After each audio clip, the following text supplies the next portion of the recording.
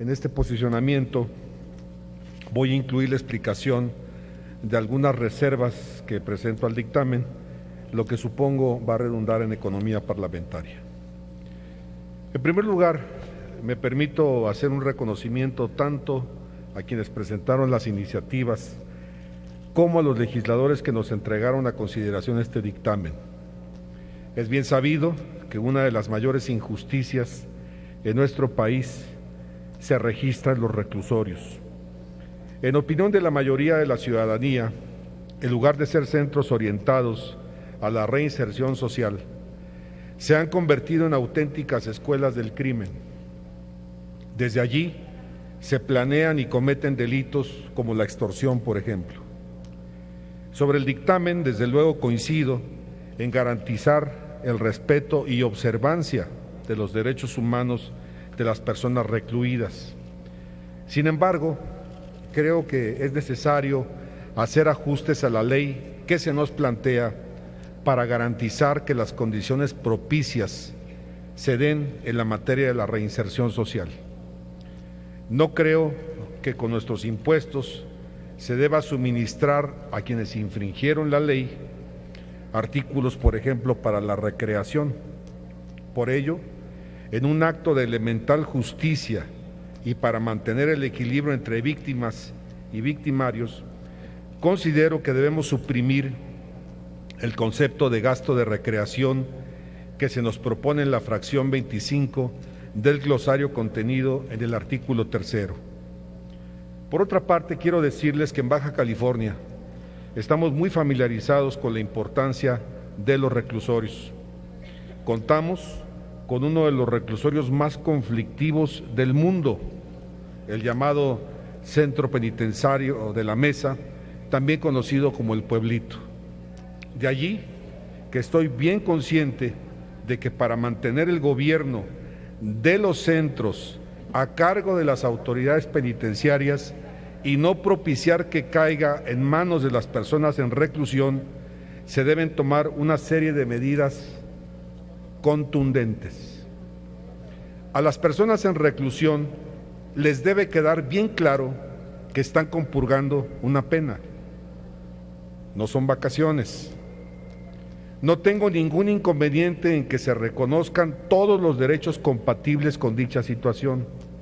No obstante, veo que en el dictamen se nos propone un ordenamiento donde no está puesto el énfasis suficiente en los deberes de las personas en reclusión hacia la autoridad del centro, el personal penitenciario y sus compañeros también privados de la libertad.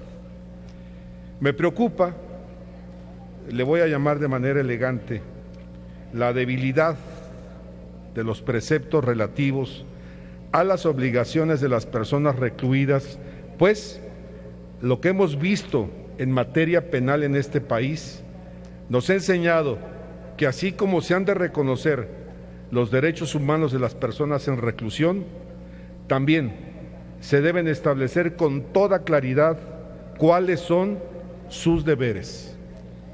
No olvidemos que en las cárceles hay homicidas, sicarios, violadores y asaltantes, entre otros, los cuales desde que se levantan y hasta que concilian el sueño, están pensando cómo apoderarse del gobierno del centro para continuar destruyendo las vidas de las personas y familias productivas. Por ello, me permito poner a consideración de ustedes una serie de modificaciones que enumero. En el artículo 4 propongo que además de los principios plasmados que sin duda benefician a las personas recluidas, se agregue el principio de responsabilidad para que los internos sepan que deben acatar las instrucciones, desde luego legítimas, que les dé la autoridad del centro, el personal de custodia y la plantilla técnica. Me llama mucho la atención lo dispuesto en el último párrafo del artículo 9, en el sentido de que las limitaciones de derecho solo podrán imponerse cuando se tenga como objetivo garantizar condiciones de internamiento dignas o seguras. Creo que también se debe limitar el derecho a recibir visitas a raíz de una infracción que haya cometido una persona en reclusión. A diario, en todos los centros de reclusión del país, desde la más sencilla cárcel municipal que alberga una docena de personas, porque todavía hay centros de este tipo en el país, hasta los enormes centros federales, se libra una cruda batalla entre la autoridad y el personal del centro, por un lado, y las personas recluidas, por otro, que buscan imponer su negra voluntad. Las autoridades tratan de imponer la voluntad de la ley con miras a lograr la reinserción social, y los internos buscan hacerse del autogobierno para imponer su ley y violar derechos humanos del resto de la población.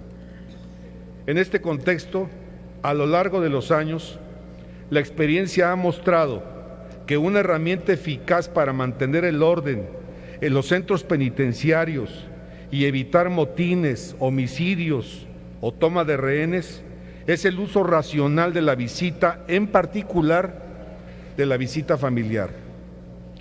El interno, y hay que conocer la psicología de estos, y hay que hablar con quienes administran estos centros de detención y estos reclusorios, mide a las autoridades y comienza por faltas menores a los reglamentos. Si percibe que no hay ninguna respuesta por parte de la autoridad, entonces toma fuerza para cometer faltas mayores y, lo que es peor, para relacionarse con otros internos y apoderarse del control del penal en perjuicio de los débiles. Por ello, creo que debemos modificar el último párrafo del artículo 9, que no permite limitar derechos de los internos para el efecto de que se pueda suspender hasta por una vez a la semana la visita íntima o familiar como resultado de la imposición de una medida disciplinaria. El dictamen lo más que permite, muy amable el dictamen, es que se suspenda la visita por 1 hora.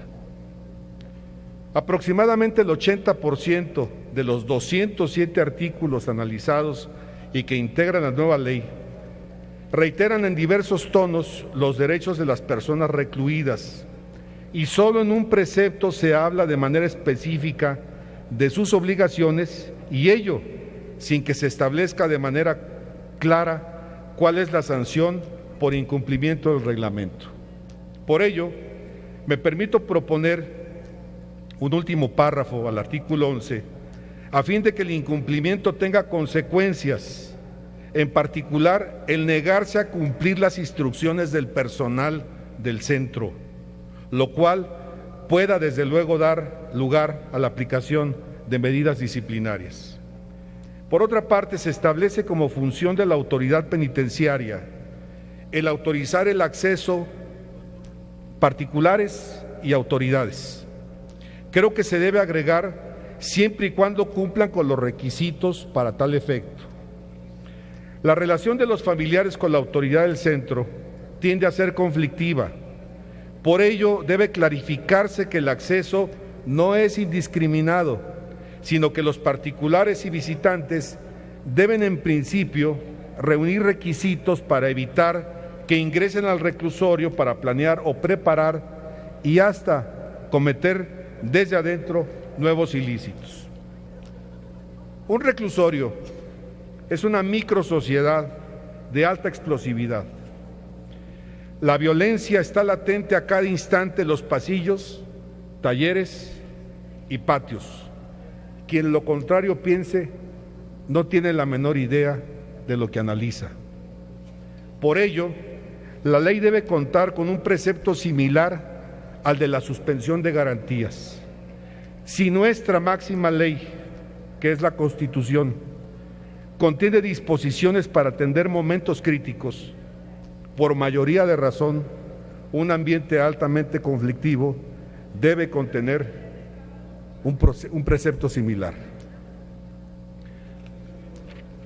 El reciente motín en el penal de Topo Chico nos hace abrir los ojos. Me parece que si dejamos la ley como viene en el dictamen, simplemente no se habría podido segregar a los cabecillas que lanzaron el motín. No se les habría podido poner un aislamiento a menos que se siguiera un proceso en el cual hubiera abundancia de pruebas respecto de su conducta delictiva. Quiero decirles que con mucho trabajo votaré a favor de este dictamen, con mucho trabajo. Creo sencillamente que un centro de reclusión es materia de especialistas en la materia, es materia de personas que conocen, entienden y dominan lo que es, llamémosle como es, un reclusorio. Un país que no educa, un país que no previene, un país que no se preocupa por la procuración, impartición de justicia, un país que no tiene justicia social, no puede con leyes y disposiciones reinsertar a quienes compurgan una pena. Con mucha pena votaré a favor. Gracias. Gracias, senador. Tiene ahora el uso de la palabra el senador Fidel de Médicis Hidalgo del Partido de